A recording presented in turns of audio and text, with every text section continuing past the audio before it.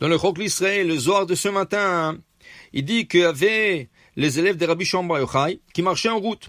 Ashkachu Chad Gavra, ils ont trouvé quelqu'un. Utlata Anfe Hadas Beade. Il avait 3 branches de Hadas, feuilles de myrte, qui arrivent au Gabé, ils sont approchés de lui. Il lui a posé la question, pourquoi ça? Il a dit, ça, c'est pour donner la force à celle qui est fatiguée. Alors, lui a dit Rabbi Elazar, fils de Rabbi Shimon Bar Yochai, il a fait Amar, tu as bien dit, mais je veux comprendre pourquoi tu as 3.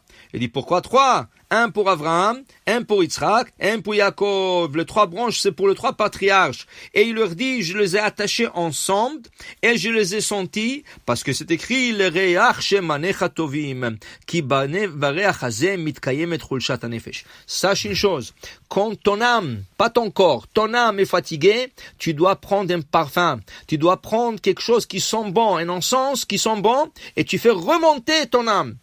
Alors, il dit ici, nimshachot brachot milema'ala. Il y a des bénédictions qui viennent du haut, ou milemata, et des bénédictions qui viennent d'en bas. A dit Rabbi Elazar, Ashrei chelkam shel Israël b'olam hazeh u'b'olam haba. Heureux Am Israël dans ce monde et dans notre monde. Ça veut dire que l'odeur, c'est quelque chose qui est très important pour l'âme, pas pour le corps. Pourquoi? La Gemara d'abord veut savoir d'où on a appris qu'il faut faire une bracha sur un bon parfum. Alors, Gemara dit, Sheneemar, comme il a dit, Kol haneshama ta'alelia, Alléluia. Toute âme bénira l'Éternel. Alors, dit la Gemara, quelle est la chose que l'âme profite et que le corps ne profite pas? Dit la Gemara, c'est les bons odeurs. Pourquoi? Quand tu manges, l'âme ne mange pas. Quand tu bois, l'âme ne boit pas. Mais quand tu sens quelque chose de bon, c'est pas le corps qui profite. Qui c'est qui profite? L'âme. Alors l'âme, elle profite et reçoit sa force. Pourquoi l'âme profite pas du manger et du boisson que de la bonne odeur? On dit que dans le Zohar, que quand Chava a fauté, elle a utilisé tout le sens du corps, sauf le sens de l'odorat. C'est écrit, Vatere tapri. Elle a vu le fruit. Alors elle a utilisé le sens de la vue. C'est écrit, elle a écouté le serpent. Elle a été tentée par le serpent, elle a écouté. Elle a utilisé le sens de lui. Elle a pris le fruit dans sa main, elle a utilisé le toucher. Elle a parlé au serpent, Ken. Alors elle a utilisé la parole. Et là, le seul sens qui n'a pas participé dans tout ça, c'est l'odeur. Parce que c'est pas écrit qu'elle a une odeur quelconque de ce fruit. Puisqu'elle a fauté avec tout le sens, ils sont devenus matériels. Le seul sens qui est resté spirituel, comme au temps d'Adam et Ève quand ils ont été créés, c'est le sens de l'odorat. C'est pour ça que le prophète Isaïe nous explique. Quand Mashiach il va venir, dans le chapitre 11 de Isaïe, regardez là-bas, qu'est-ce qu'il dit? Quand le Mashiach il va venir, lo le mar'e enav ishpot, il va pas juger selon ce qu'il voit. Velo le mishma oznav, et c'est pas qu'il va entendre des choses qu'il va juger. Varicho birat Hashem.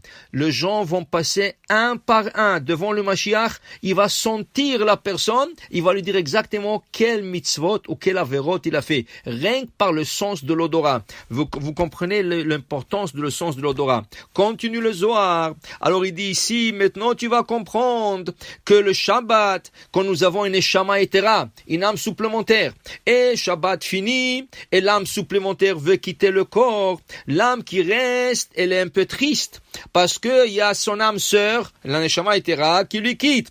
Comment on peut réjouir l'âme? Par l'odeur. Et c'est pour ça que dans la Havdalah, ils ont instauré de prendre des parfums, des encens, des choses qui sont bons. Clou de girofle, le cinnamon, la cannelle, et toutes sortes de choses qui sont bien. Les roses, c'est sec, ça, et on fait revivre l'âme. C'est quelque chose qui donne la force à l'âme. C'est pour ça que la Gemara nous dit, celui qui sent une mauvaise odeur doit s'éloigner 25 mètres minimum. 25, ça veut dire 75 pieds minimum. Pourquoi? Parce que Haz v'Shalom, une mauvaise odeur peut faire mal à l'âme. Alors c'est pour ça qu'il faut toujours pas parfumer, c'est pas une message de se parfumer, mais toujours être dans une ambiance qui est bien parfumée et le bien qui n'a pas une mauvaise odeur, pour justement réjouir son âme. Et il faut pas oublier que chaque fois qu'on fait chaque fois on sent un bon parfum, il y a une bracha. Mais il y a des parfums qu'on peut pas faire une bracha. Par exemple, un parfum normal, c'est tout de l'alcool, c'est tout artificiel, on peut pas faire une bracha. On peut faire une bracha sur un parfum naturel, sur des herbes, c'est ça, sur des fleurs qui sont bien, c'est ça, et c'est important. Et c'est pour ça que si vous allez en Israël, le vendredi soir, quand vous quittez la prière, il y a 2 enfants qui se mettent à la porte et ils ont des bouquets de feuilles de myrte. Comme on a appris ce matin dans le Zohar que cette personne avait 3 branches de myrte et ils font un bouquet. Et les gens ont des autres bouquets, des autres fleurs. Et dès que vous sortez, vous faites une bracha, ils vous donnent fait la bracha Boré Atse Besamim ou Boré Isbe Besamim, par exemple la na'na ou la menthe et le flayo. Ça, c'est des choses, c'est des herbes, c'est pas des arbres. Mais le rose sec, c'est dur comme un arbre. Alors on fait Atse Besamim. Mais la na'na, c'est Isbe Besamim. Et quelque chose qui ne vient ni de l'arbre, ni des herbes, alors c'est Miné Besamim. Alors pour le clou de girofle, c'est Atse Besamim. Alors pour vous dire, voilà, il faut remercier Hachem, mais pour une bonne odeur, parce que l'odeur a été créée pour donner force à notre âme. Baruch Adonai le'olam. Amen ve amen.